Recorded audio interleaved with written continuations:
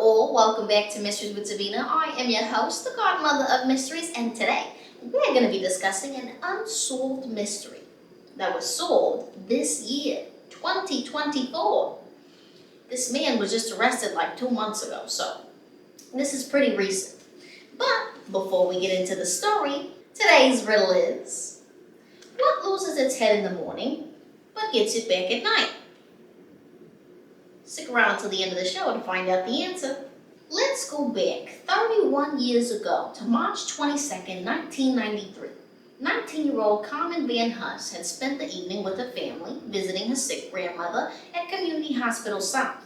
She would later give her father, James Van Huss Sr., and youngest brother, who had just turned 3, a ride to their Southside Indianapolis home, arriving at around 9:30. Her father asked her to stay, but she said she had to get home to wash her Pizza Hut uniform. She was a waitress there at the time. A couple of days later, March 24th, Pizza Hut managers were worried about Carmen. She missed days of work and didn't answer her phone. They looked up the emergency contact on her employment application and reached her father. James Van Huss Sr. went to his daughter's apartment, found a scolding note on her door from the complex management, and inside, a horrific scene. Marion County Sheriff's deputies were called to Carmen's Turtle Creek North apartment located at 8200 Harcourt Road, just south of St. Vincent Hospital at about 7:30 p.m. on a report of an unconscious person.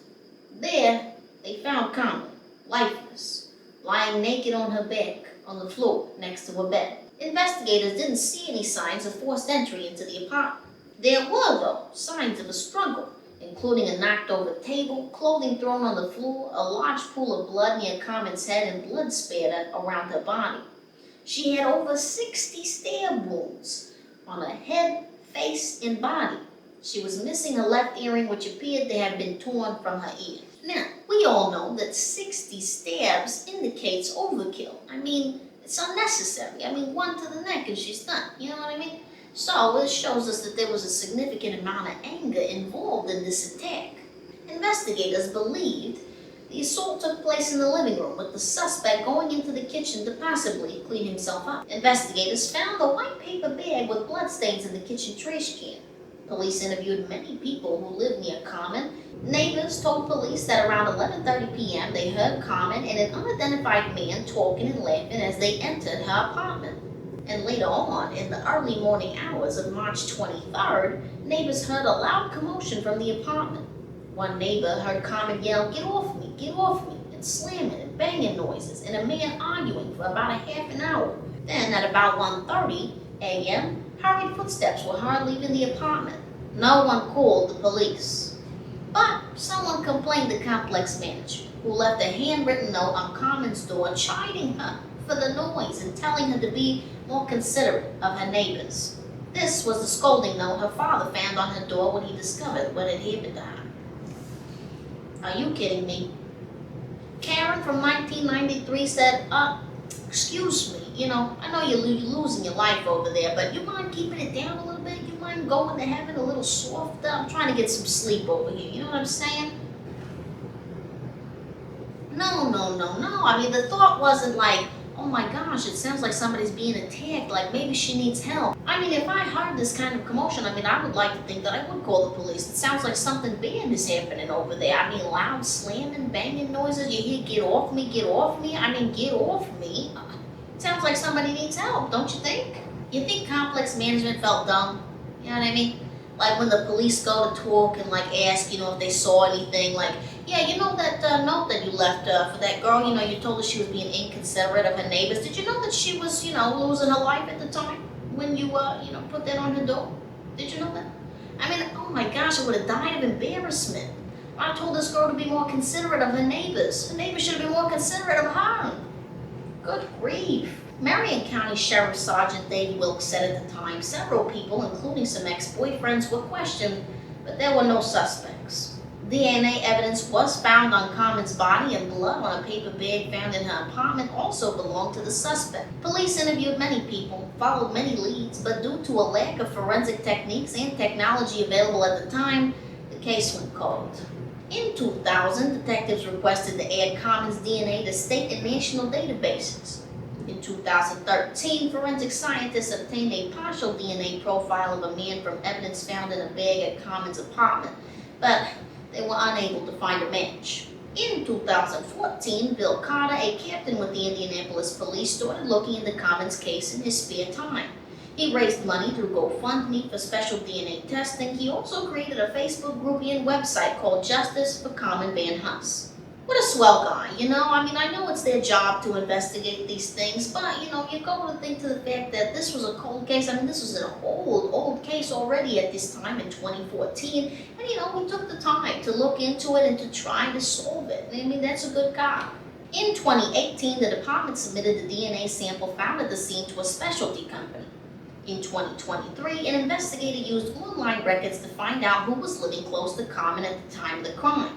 Through genetic genealogy analysis, police identified Dana Shepard as a suspect. He used to live in the same apartment complex even after the crime. The now 52-year-old man, who would have been 21 at the time, was working as a janitor at the University of Missouri when he was visited by Indianapolis Metropolitan Police detectives early in 2024. Investigators stated Shepard was visibly shaking as he read the warrant for his DNA. Ooh, I would have loved to have seen his face. You know he thought that he got away with it, that he would never ever have to pay for that crime. Oh, I'm sure that he was shaking, as he should have been, because he never should have gotten away with such a heinous crime. What a despicable human being. Once the Marion County Forensic Services Agency received DNA samples for testing in June of 2024, the agency confirmed that Shepard's DNA profile matches the DNA found at the crime scene. Later, investigators looked at multiple arrest records dating from 1992 to 1996, and these records confirmed that Shepard lived in the same complex and, at one point, in an adjacent building to Carmen. When detectives investigated how close his previous unit was to Carmen's, they found it only took 30 seconds to get there. Both apartments were connected internally by a shared common area which included a laundry room. You know, this is what's so sad. Like one decision, she chose to live in this apartment complex, right? He made the decision to live in that apartment complex as well. Now, of course, the decisions he made afterwards, he obviously could have changed. But when we think about this poor girl, you know, she just starting life, you know, she's going to school, she's working a part-time job, she's trying to build a future for herself. She decides to live in this apartment that just so happens to connect to another person's apartment that takes a life. I mean, it's just crazy, you know, how one decision could change everything. You know what I mean? It's just kind of wild to think about it sometimes. Now, we're talking about a connected laundry room, right? So I'm assuming that that's how they met. You know, she was doing laundry, he was doing laundry, they started chit-chat and stuff like that. You know, he probably saw her and saw a pretty girl, because she was beautiful. She was a beautiful girl. And, you know, I'm assuming he was interested, obviously. Shepard was arrested on August 3rd, 2024 on 2 counts of slaying and 1 count of assault with fatal force. At the time of his arrest, he invoked his right to a lawyer without speaking with investigators. Well, obviously, because what is there to talk about? I mean, he did it. I mean, there's no question about it. I mean, his DNA is at the crime scene. DNA don't lie. Forensic evidence don't lie. You know what I mean? Shepard appeared in a Boone County, Missouri courtroom via video call on September 4th. His bond was denied, and the judge set an extradition hearing for September 26th. As it should be. Why should this man walk free another second when it's been 31 years that family has had to live without Carmen? He shouldn't get another second out in the world with the rest of us. Deputy Chief Kendall Adams of the Police Department's Criminal Investigations Division said in a statement that he hopes Shepard's arrest brings the Van Huss family some measure of peace, and that for 31 years the family of Carmen Van Huss has been searching for answers and for justice. And boy, am I glad that they finally got it. Her brother, Jimmy Van Huss Jr., spoke at a news conference on September 3rd, during which he thanked all the people who had a hand in bringing the man who took Carmen from them to justice. Let's take a look. From the bottom of my heart, and on behalf of my dad and our entire family, I want to say thank you to Bill and Mira and every single person that had a hand in this. There's a lot of people that put in a lot of work for a lot of years, and to every single one, we're all very, very thankful.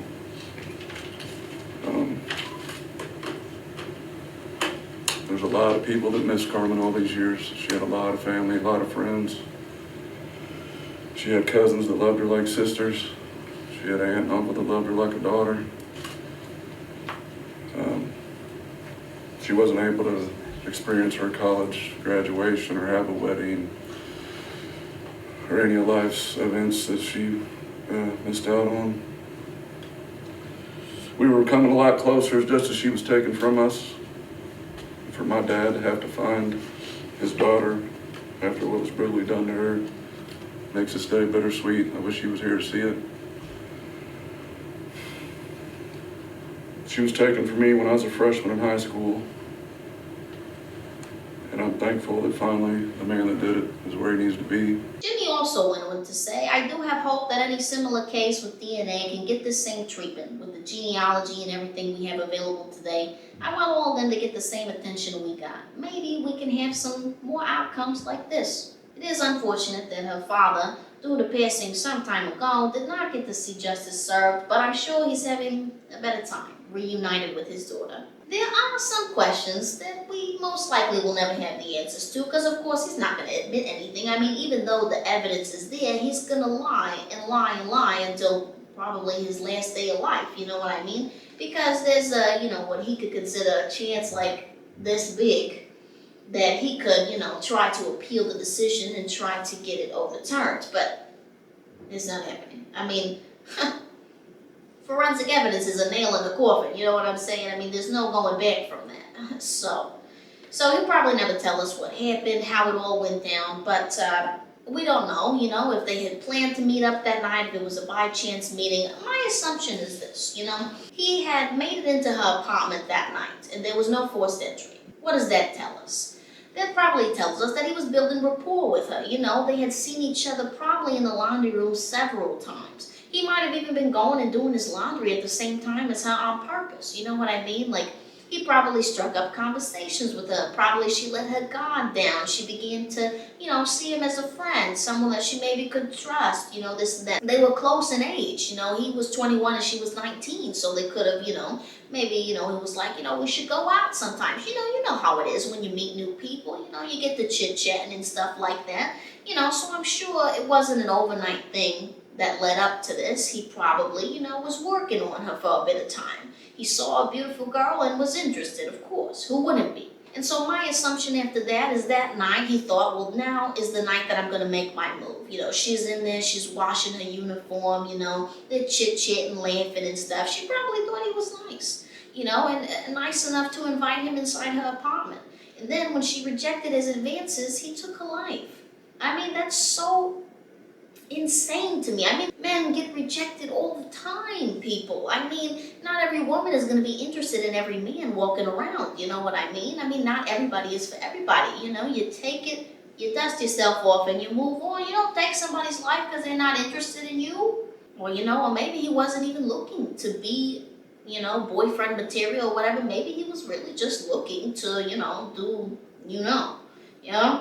It's just sad. It's so sad. I mean, this didn't need to happen, but I'm so happy that finally, the family can have closure. Finally, this man is going to have to go to jail and pay the consequences for his actions. It certainly upsets me that this man has been walking around with everybody else for 31 years without facing the consequences of his actions. Brutal, heinous, disgusting actions that he committed that he should have been in jail a long time ago for. And, they talked about briefly here in the story that he had multiple arrest records, so he was not a nice guy, and he, had a life of crime. At the very least, it is over now. He is in jail, and he will stay there for the rest of his life, as he should. And that, my friends, is the end of today's story. But before you go, the answer to today's riddle is a pillow. Huh? Did you get that one? I thought that one was pretty good. And actually, before I let you go, I have some bloopers for you. Thought you might enjoy those today. Please don't forget to like, comment, and subscribe, and I'll see you all next time. Man, thought about approaching her.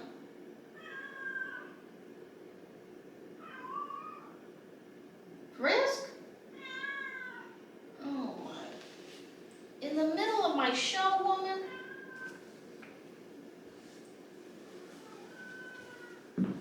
Can you just hold on? Hold on.